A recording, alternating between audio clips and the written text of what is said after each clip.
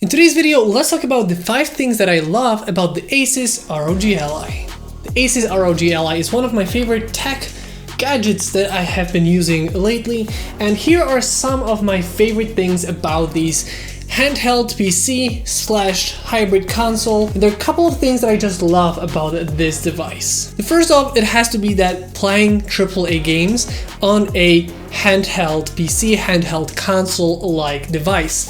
This is pretty much like I would call it a Nintendo Switch Pro, because it's like a bigger Nintendo Switch in a way. It's not as big as other competition, but it's still slightly bigger, but it's still very small and lightweight. But you can play AAA games like Call of Duty, Assassin's Creed Valhalla, for example, I've been playing a lot lately, and it just looks so good. And I'm not saying that you can barely play them. For example, I'm playing Assassin's Creed Valhalla in Full HD and let's say around 40-50 frames per second, and it's not even going to the full 25 watts or 30 watts. Rather, I'm playing on a custom 18 watt mode, and it's just so cool, like, you know, laying in bed before going to sleep, or just, you know, having something else going on around you and just lying and then, you know, playing on this thing.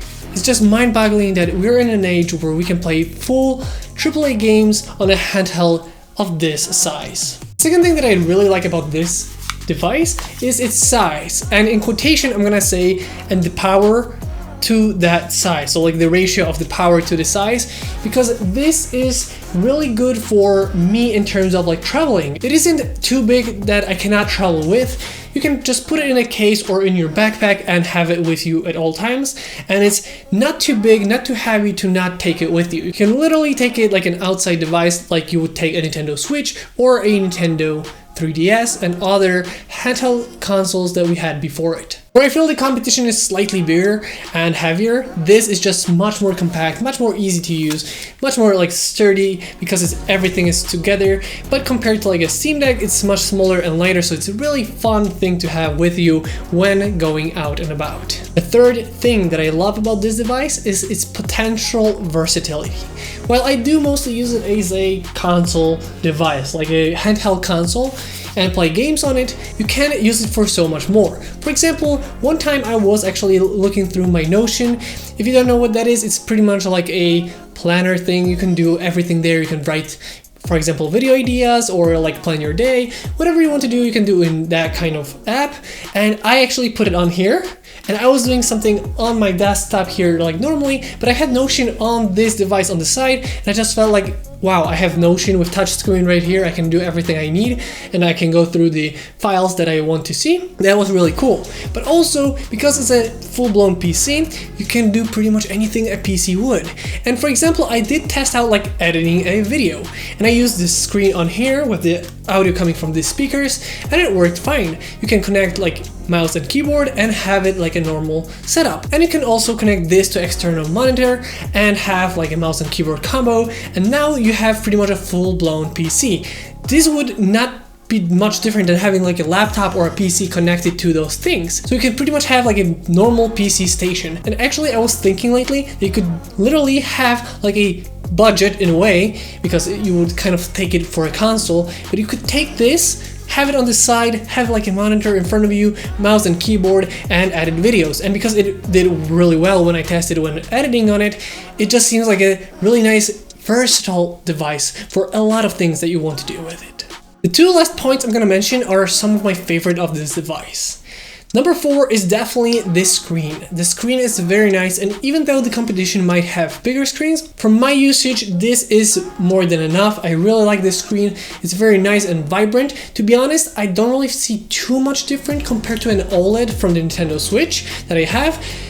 I think it's rather that this is a very high-end quality LCD screen, so it's really bridging the gap between the OLED technology and LCD. Well, I know OLED is gonna have better blacks and that kind of stuff, but it's still a very nice display. I really see that it's very nicely made, and it just displays things really nicely. I know it's gonna be something that's hard to show on camera, and OLED is gonna be probably better on the camera, but still this panel in real life looks spectacular. It is a full HD panel and 120 Hertz display. So in a way, not only this can be used for like competitive games that can take advantage of the 120 Hertz display, or maybe like an indie game where you put it at 120, just, you know, stable 120, which is really cool to add into that experience. Also, it's up to full HD, so it's very sharp and very crisp, and I really like that. And for example, like I said, I'm playing Assassin's Creed Valhalla on this screen just as a handheld, and it's working great in full HD, about 40 frames, 50 frames per second on the 18-watt mode that I have, the custom one. And another feature that this screen has is the VRR, which means verbal refresh rate.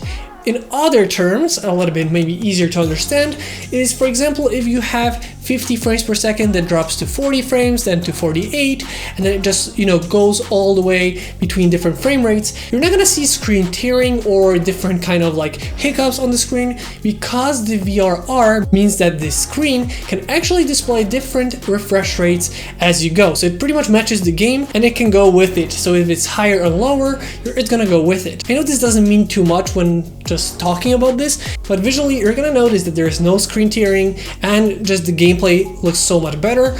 And as long as you have more than 40 frames per second, it really seems to be like 60 frames. I'm gonna be honest, when playing without the small indication where you see how much frames per second you have, as long as you turn that off and just enjoy the game and have the VRR enabled and everything, and you're playing above 40 frames per second, so let's say I have 50 frames now, 45, that kind of thing, you're not gonna notice that much. You're gonna think that you're playing like a constant 60, which is really good for that kind of games where you kind of cannot hit that sweet spot of having constant 60 but still have the nice graphics. So for that, I really love this display. And last but not least, the speakers. The speakers here are amazing. They're really nicely positioned, so if you're playing like this, they both go to one ear, so it's like a surround system, and overall they really sound so great. I really love how good the speakers are, and that was one of the first things that we thought when we got this device. For us, the screen was one thing, but the way everything sounds here, we were just amazed. Like, that was like the highlight of getting this device. That's how good these speakers are. And I'm not only talking about like gameplay, I even tried searching for music for the video when I tried to edit on this, and it sounded so good. So for media consumption and gaming, these speakers are really good when held like this. Like, they're really, really good.